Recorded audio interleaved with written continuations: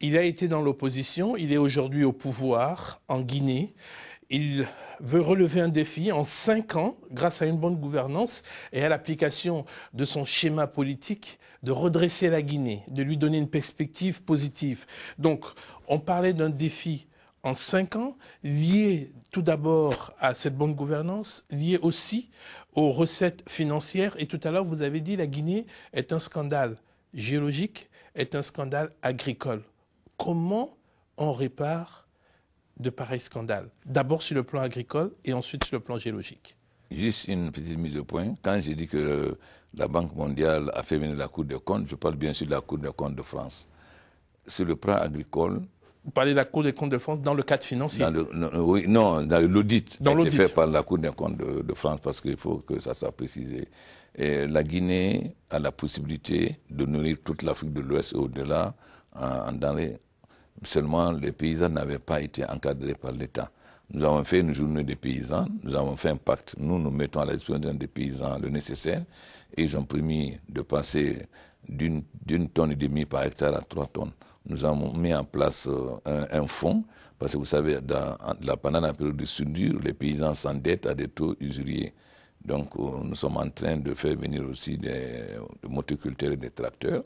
Notre ambition est d'avoir un programme qui va permettre à la Guinée d'être autosuffisant au plus tard dans 3 ans, mais nous espérons dans 2 ans, et de devenir exportateur de riz. Vous savez, aujourd'hui, le riz est plus moins consommant. Donc, il ne faut pas oublier qu'en 1957, la Guinée exportait déjà 200 000 tonnes de bananes. Nous étions largement au-dessus de la Côte d'Ivoire. Sur le plan géologique, Monsieur le Président, comment réparer ce scandale que vous définissez comme tel? D'abord, beaucoup de sociétés ont pris des permis, ils n'ont rien fait, ils ont été gagner beaucoup d'argent en bourse.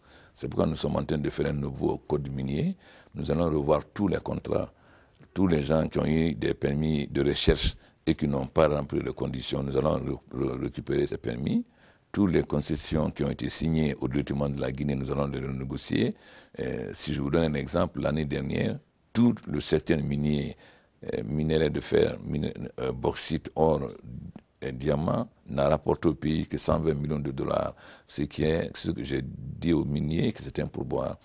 Donc, le secteur minier va devenir réellement rentable, mais cette fois plus en bourse, mais pour le peuple de Guinée. Pour le moment, c'est un scandale qui nous met à terre, mais c'est un scandale qui va nous permettre de devenir rapidement un pays émergent. Un pays émergent ne peut s'appuyer que sur un peuple solidaire et réconcilié. Or, on a vu que cette campagne et les résultantes de cette campagne ont quand même fait apparaître de véritables scissions, des stigmatisations.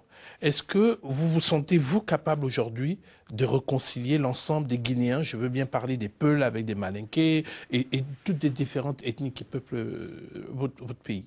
Vous savez, les gens présentent une vision caricaturale de la Guinée. Mais comment expliquez-vous qu'en 1958, la Guinée était le seul pays qui a pu voter non? Ce qui n'a pas pu, ni le Sénégal, ni le Niger. Mais c'est le même peuple de Guinée. Moi, je dis toujours que tout cela, c'est la responsabilité des hommes politiques. Lorsqu'un homme politique n'a pas un programme crédible qui peut convaincre, il utilise des arguments irrationnels, soit la religion, soit l'ethnie. Je suis en train de réconcilier les Guinéens d'abord en les mettant au travail de façon unitaire. La Guinée, 70% de la population a moins de 30 ans. Vous pensez que leur problème est de savoir si les Peuls, le Malinké ou Soussou, leur problème c'est d'avoir de bonnes écoles, d'être bien soignés, d'avoir du travail quand ils vont sortir de l'école, etc. C'est ça le problème. Il faut que la Guinée s'assume. Vous avez parlé de courage et d'hommes politiques. Et on sait qu'il existe des tensions aujourd'hui avec votre principal adversaire du second tour, Cellou Dalein Diallo, qui lui estime avoir fait accepter les résultats pour éviter une guerre civile à votre pays, qui ne comprend pas pourquoi son domicile a été perquisitionné, pourquoi il existe toujours cette tension autour de lui. On se souvient que vous et Cellou Dalein Diallo, vous avez, entre les 2 tours, eu des échanges, vous vous êtes rencontrés. Pourquoi aujourd'hui, vous qui êtes président, vous ne le rencontrez pas pour apaiser ces différentes tensions et éclaircir peut-être des points? Les Guinéens savent très bien que personne n'a été chez Cellou Dalein. Et lorsqu'il est arrivé, vous savez, aujourd'hui, l'armée, il n'y a pas d'armée sur le terrain, il n'y a pas d'armes. Donc, on ne peut pas tirer sur quelqu'un. Deuxièmement, quand il est arrivé, on lui a donné un itinéraire. Et il a dribblé les gendarmes, il a pris notre itinéraire. Ces militants se sont mis à cogner sur la voiture, à jeter des pierres sur la voiture. Un général français qui est venu pour nous aider a pris une pierre. Ce que j'ai dit aujourd'hui, il y a la liberté en Guinée, il y a le dialogue, nous n'acceptons plus la pagaille. C'est-à-dire nous n'acceptons plus qu'on s'en prenne à des citoyens, qu'on casse leurs véhicules, etc. Celui qui fait ça, il y a la loi, on lui applique la loi. Je n'ai aucun problème avec Saint-Doudalin, ni avec aucun opposant. Je discute avec ceux qui veulent discuter. Et il n'y a aucune tension. Je suis décidé à mettre fin à l'impunité, je suis décidé à mettre la Guinée au travail, je suis décidé à m'opposer à toute forme de corruption. Alors, autre aspect dans la vie politique, vous avez fait, il a été décidé de repousser la tenue des législatives qui devaient se tenir 6 mois après l'élection des présidentielles. Pourquoi ce report et quelle est la date, quelle est la nouvelle date ou la nouvelle perspective pour les législatives? D'abord, il n'y a aucun report. L'accord de Ouaga n'a jamais été appliqué. L'accord de Ouaga disait que le CNT doit être présidé par un religieux. Ça n'a pas été le cas. L'accord de Ouaga n'a jamais été ratifié. Lorsque le président Blaise a voulu venir en Guinée pour ratifier, le gouvernement a mis des obstacles. L'accord de Ouaga avait prévu l'organisation des élections présidentielles au bout de 6 mois. Vous savez très bien combien de temps après on a organisé. Le deuxième tour devait avoir lieu 15 jours après, ça a eu lieu 4 mois après.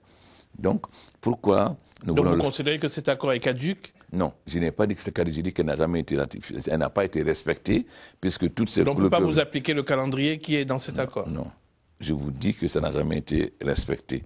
Déjà, maintenant, pourquoi nous faisons le recensement? Hier, il y avait l'impôt de capitation. Ça veut dire, lorsqu'un paysan fait recenser 8 personnes, il paye 8 fois l'impôt. À cause de cet impôt, beaucoup de paysans ne se faisaient pas recenser. J'ai supprimé cet impôt. Donc aujourd'hui, tout le monde peut se faire recenser. Deuxièmement, il y a eu de doubles inscriptions, il y a eu des enfants de 14 ans, etc.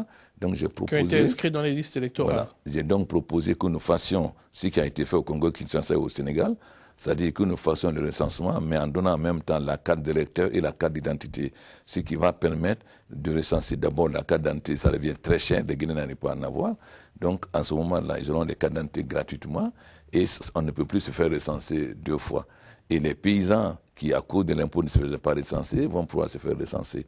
J'ai pris l'engagement d'organiser les élections en 2011 et nous avons fait un chronogramme. Donc, en fait, c'est assainir le cadre du suffrage universel pour les Guinéens qui demandent ce temps. Bien sûr, vous savez, ceux qui critiquent cela, c'est ceux qui ont mis ce pied à terre, ceux qui ont gouverné pendant 25 ans. Pendant ce temps, moi, j'étais dans l'opposition. Comme je l'ai dit, je n'ai les leçons de démocratie à recevoir d'aucun leader politique. Ce que je veux, c'est que le peuple de Guinée exerce son droit. Hier, les paysans ne votaient pas parce qu'ils disaient ça ne sert à rien, qu'on vote ou qu'on ne vote pas, c'est l'ancien comté qui va gagner. Aujourd'hui, ils savent que leur bulletin compte, donc il faut permettre à chacun des Guinéens en âge de voter, effectivement d'exprimer son droit. C'est ce que je veux, et empêcher les doubles inscriptions, les falsifications, etc., etc. Nous voulons que les Guinéens soient des citoyens, qu'ils aient les mêmes droits, que ce soit pour le vote ou que ce soit dans le secteur économique. Nous ne voulons plus de monopole, nous voulons le libre marché, que les Guinéens bénéficient de leur travail et qu'on leur permette de travailler et de s'épanouir dans tous les domaines. Vous avez rencontré le président, le capitaine Moussa Dadis Camara, à plusieurs reprises lors de votre séjour à Ouagadougou. Quelle est la teneur exacte de vos échanges? Est-ce qu'aujourd'hui vous êtes prêt à le voir revenir au pays? Écoutez, moi je considère Dadis comme un petit frère. Et chaque fois que je vais à Ouagadougou, je vais le voir.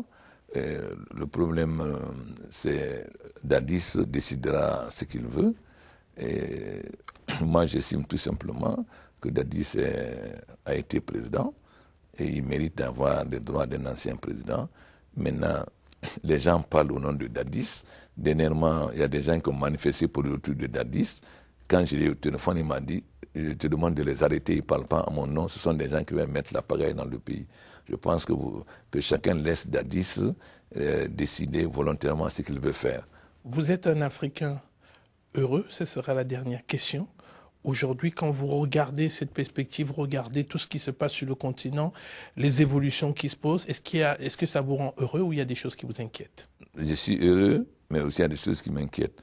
Je suis heureux parce que je vois que la démocratie progresse en Afrique, mais de l'autre côté, je suis malheureux parce qu'il y a encore des guerres et l'Union africaine nous n'avons pas été en mesure encore de jouer notre rôle. Nous avons créé une commission de paix et de sécurité. Ça veut dire que nous devons nous donner les moyens de résoudre toutes les crises en Afrique, quelles qu'elles soient. L'Afrique a 1 milliard d'habitants, c'est-à-dire presque la Chine ou l'Inde, qui a les plus grandes réserves de matières premières dans le monde, mais nous sommes un géant sur le plan de nos ressources et un nain sur le plan politique parce que nous n'arrivons pas encore à donner à l'Union africaine de véritables moyens. Mais je suis quand même optimiste parce que je sais que l'évolution va vers là. La preuve, l'Union africaine a décidé que le problème libyen doit être réglé dans le cadre de l'Union africaine. C'est la fin de cette émission. À partir de cet instant, cette émission vous appartient. Vous allez regarder tout droit cette caméra. Vous pouvez critiquer le temps qu'on a passé ensemble, donner votre avis, mais surtout adresser le message de votre choix aux Guinéens et aux Africains qui vous regardent. J'ai dit aux Guinéens et aux Africains qu'ils doivent être optimistes.